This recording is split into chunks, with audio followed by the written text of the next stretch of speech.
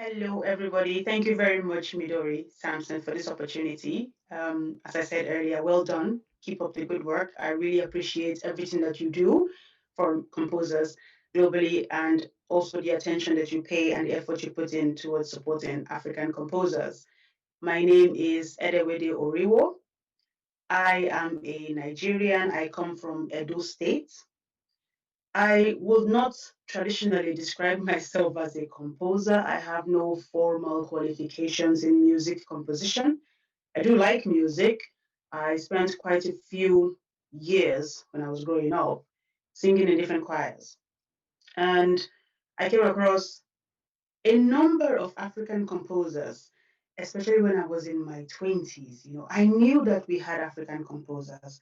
When I stepped outside Nigeria, I started to observe that these composers were not so well known, or the effort was not being put in by those who talked about music globally, African composers, music generally, to identify these composers. They almost seemed to just be extras in the movie of global world composers. And so I decided to put in some effort to start to identify and name them and put their names on the websites, on even a Google Excel spreadsheet. But this has taken me through or along the path of creating a platform that I refer to as the African Composers Platform. So that is my more direct involvement in music. I would not consider myself to be a composer. Some people call me a composer. People perform my work. They support me. I find that I find it quite interesting, but I absolutely appreciate the opportunities, the encouragement from people. Some may say maybe you should encourage her less so she can stop writing the kind of things she writes. I don't know, but I appreciate the encouragement and support so far. But I spend more of my time working on the different African composers tools that I suppose I've put together. I just call it all the African Composers Platform. So it can be a podcast, it can be an interview, it can be the website, the Facebook page, the Instagram page. It's not as busy as the Facebook page. I run quite a few interviews. I started at the end of 2019 to contact African composers, and those who agree to talk to me, I interview.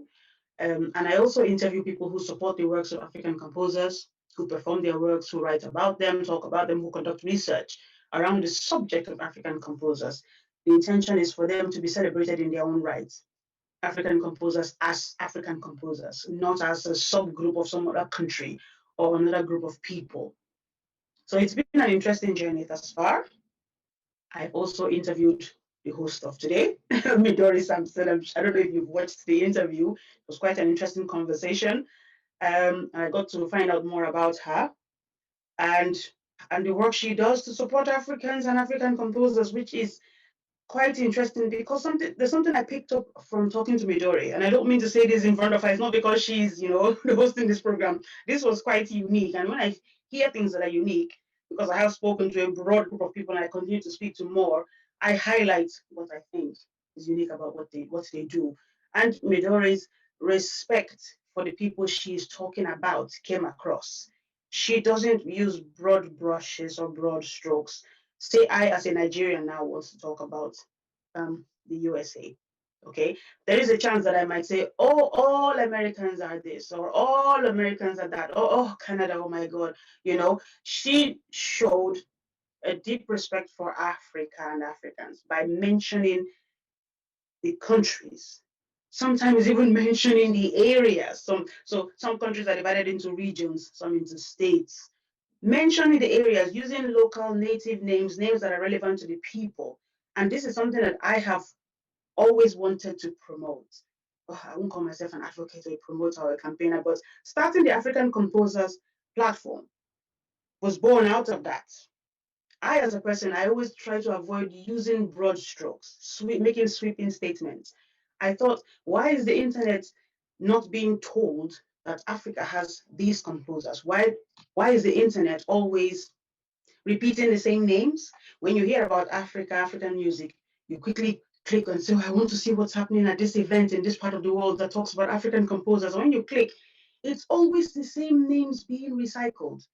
That is a way of using broad strokes of saying, listen, when it comes to that continent, don't bother doing any research. We just repeat these 5 names, everybody's happy. There was even a big program this year by one of the most well-known, one of the most famous news outlets on the planet.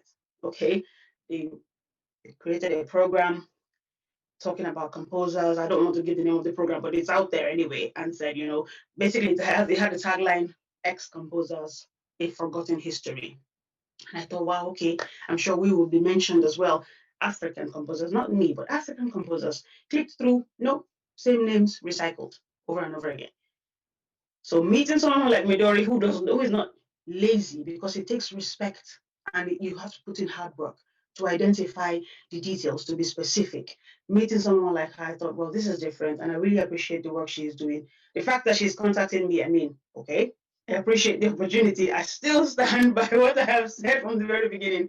I do not consider myself to be a composer by any stretch of the imagination, because I'm not trained, but I am aware, I beg your pardon, that there are people who are not trained and who are called composers and who are quite successful. So thank you very much, Midori.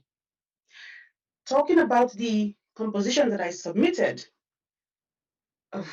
well, from the title of the composition, A March for the Lynched in Africa. I grew up in Nigeria. I live in Nigeria. I'm currently sitting in Britain, but my home country, I live in Nigeria. That's where I'm from. There are some things I did not know about. Obviously, some people, live in one part of, for example, Ghana. They're not aware of what's happening in another part of Ghana. In addition, I grew up at a time where we didn't have access to the internet, the kind of access we have now.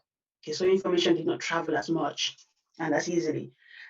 When I stepped out of the part of Nigeria where I would say I grew up, spent much of my life, and then moved to where I spent maybe the years 17, 18 to probably 24, 26, I came across something very odd. I came across this practice of lynching. In such an odd practice, when I think about the fact that we are talking about the same country, but I never saw that for much of the first part of my life. And suddenly going to university, I just see a dead body in the middle of the road or on the side of the road. Sorry to bring up such gore and horror, but that's what the composition is about. Basically burnt to death or partially burnt to death. So I did not realize that this stuck with me, because this was in the early 2000s. Okay. I didn't realize how much this stuck with me until I started to, using the internet to look up information. And then once in a while, something would cross my path or my timeline. Somebody would post about another lynching, and I'd flash back. I also remember something else that brought it to the front of my mind, so to speak, recently. I was talking to a woman in Britain. She's British. She describes herself as British. She said she left my country as a teenager and that she observed a lynching when she was a teenager. And she left and she's never gone back. She talked about the horror of that time. And she told me the date of the lynching, and the lynching happened before I was born. And suddenly I realized that this is not a new problem, because when we face problems, when we see things, I think sometimes we think, oh, this is a problem for now and I'm going to fix it. It's old. It's not recent. There is a lot to do if some of us have become so used to this as a practice that it even started before I was born. There were killings recently in certain parts, in a certain country in Africa as well, where we also heard about lynchings. 2 boys photographed on the internet, tied up, put in a tire. We heard that they were killed. That's the allegation. I haven't seen any proof or any outcomes of any investigations, but these are real. These are happening. People decide if you are accused of stealing. This is across different parts of Africa, not the whole continent, but in different parts. The person can be set on fire. Accused of anything, can just be anything. People can even be accused of being gay people or lesbian people. Depending on the country they are in, they can be lynched. So I don't want to present a picture of, oh, is this particular African country or this African people, because I left one part of my country to the next and was shocked to see what was going on. It's the same country, but it's like, what are you doing in this part? We don't do that where I come from. So I thought, okay, maybe it is time to write a march for the lynched, almost like people walking along. Sadly, it starts a bit slow, sad, uh, thinking about people who've been killed, who've been lynched, a bit pensive, and then it builds up. It gets a bit dramatic at a certain point. I don't know how Midori, I've not heard the performance at all, but Midori is brilliant, so I'm sure she managed the vivace part of the composition when it gets dramatic towards the end, but it's in March. I also believe in the fact that when you fight for them, when you speak for them, the people who have been killed in this way, they live again.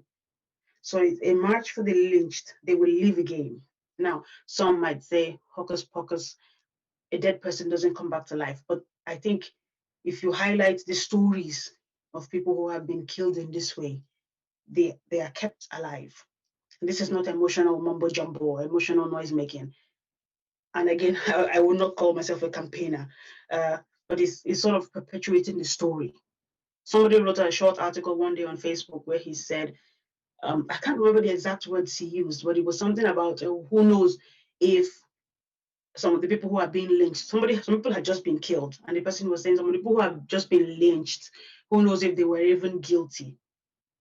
And I replied and said, nobody who is lynched is guilty. It's always the mob that is guilty because the lynching is the crime. It doesn't matter what they did before they were burned. They did not get justice. Ordinary, everyday people have decided who lives and who dies. So I hope that did not sound like a campaign. That is what the composition is about. Thank you very much, Midori, once again. Thank you very much to her colleagues, her support network, everybody she works with, people who support her. Thank you to your university, your colleagues, everyone, okay, for putting in this effort and for working with us. And I don't know how this is going to sound, but also for, I suppose, not treating certain subjects as tokens. I just want to tick a box. If somebody has a passion for a particular group or a particular subject, it will not come across as if the person is trying to tick a box, okay, and say, oh, it's tokenism. There are situations that you can find yourself in where you might say, well, was I picked because of how I look or where I'm from or how I sound? But Midori's work is just, I just want to concentrate on this group of people. And if you please go and watch the interview if you have time. She explained why. So well done, Midori, for keeping it open, transparent, and for all the hard work and genuine hard work that you put in. Thank you very much for your time. Thank you, everybody. Thank you, and I hope you take away the message from the composition. And I hope you enjoy the event. Thank you for your time. Thank you.